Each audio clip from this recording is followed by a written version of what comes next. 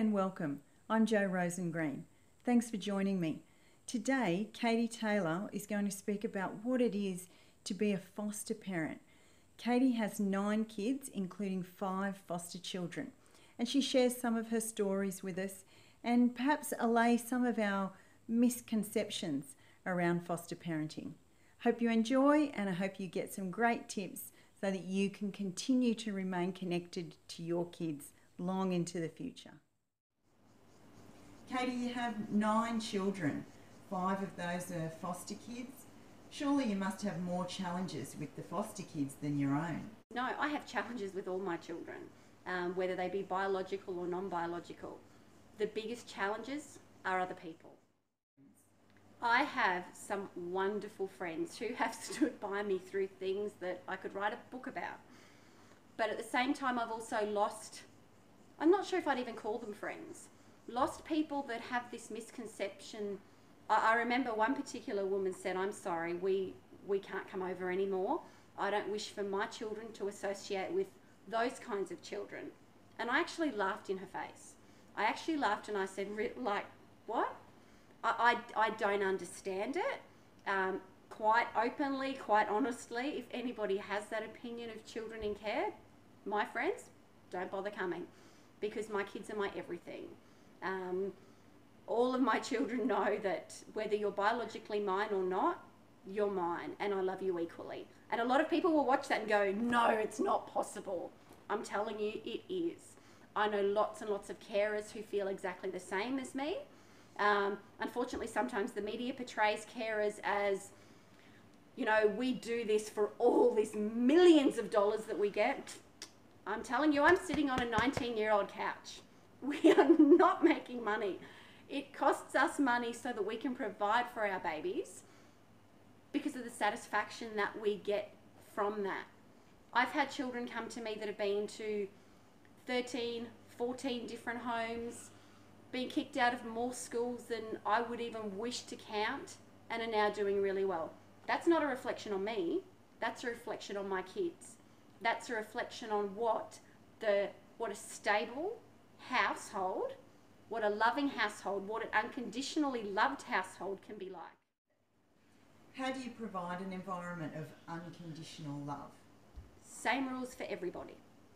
Whether they're biologically my children or they're my foster children, they are my children.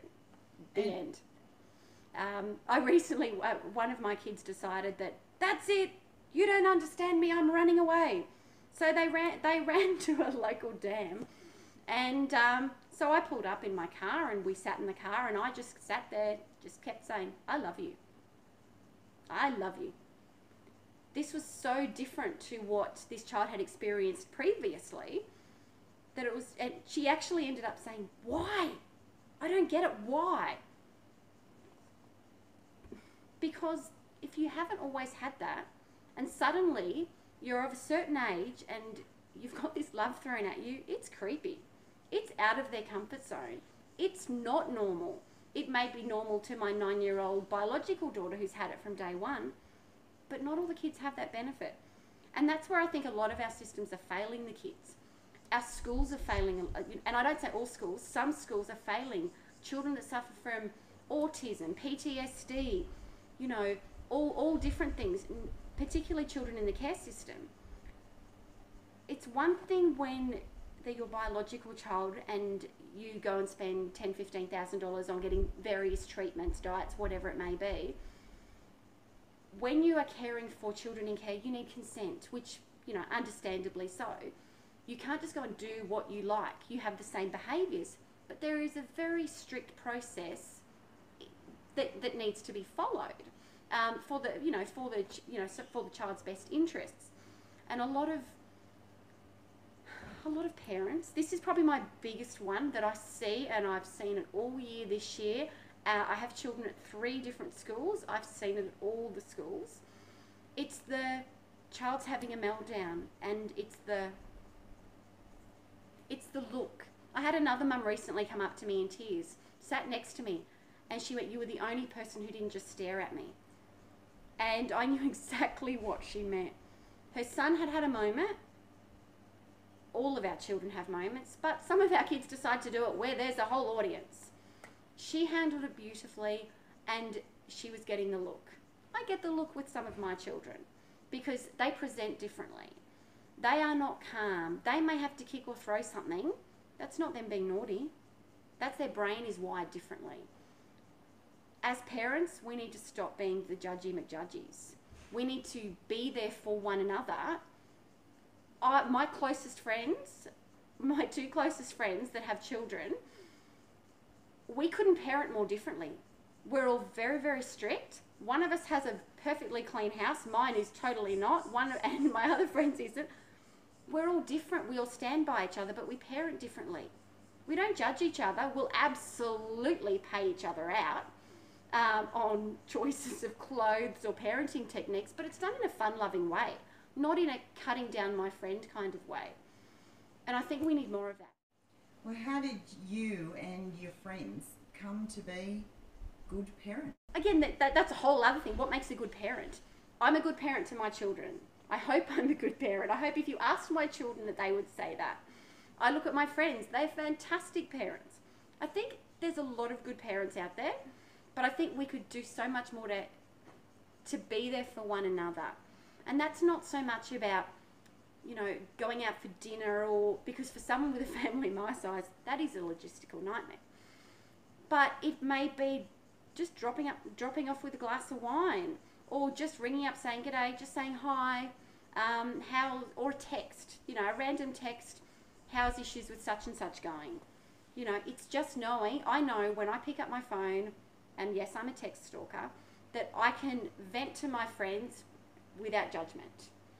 They don't always agree, and they will tell me that they don't always agree, but then that gives you time as a parent to reflect and go, hadn't looked at it that way, but I'm looking at it, what works for my children.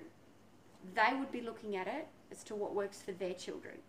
You could have 100 different mums in the room, and I could talk to you about children with autism, reactive attachment disorder, but I can only talk to you about the children that I've experienced. It may be completely different for another mum who's had children with the same diagnoses and had different supports. They may not have been able to go through private. They may have had to wait through the public system. They may, and I mean that through both schooling and, professionals such as psychologists, paediatricians. There's so many what ifs. There's so many different avenues. Who's to say the way I've done it's correct and the way that someone else has done it is not correct? But I think one of the big things is I always come back to how passionate I am about fostering. Most people don't realise how many children we have in care in Queensland. It is huge. It breaks my heart. Yet the number of carers are depleting. And yeah, it's hard. And yeah, there are days where that is it, I'm tired. But we wouldn't give up on our own children. Why would we give up on anybody else's? What makes my biological child more important than someone else's?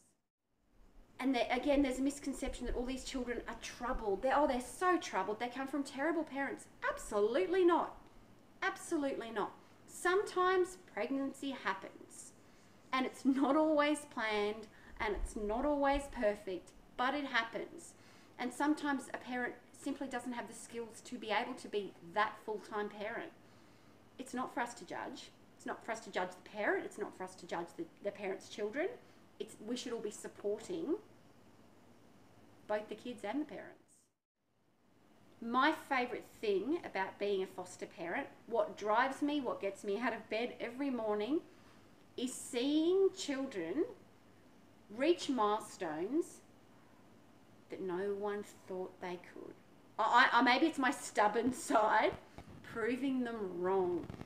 I've had phone calls and referrals about children that when you read the piece of paper of their behaviours, you just think, oh my gosh, what am I doing?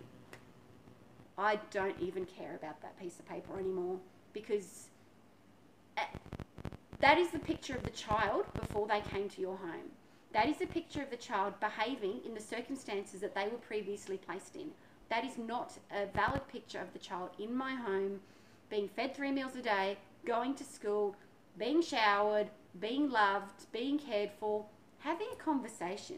You'd be amazed what a cup of, oh, I know my teenager who, when she sees this, will laugh. When her world's going upside down, I don't go in there and yell and scream. We tend to both go to opposite sides of the house when we're having a disagreement. Then we get cake and a hot chocolate. And then we sit there and we talk over cake and a hot chocolate.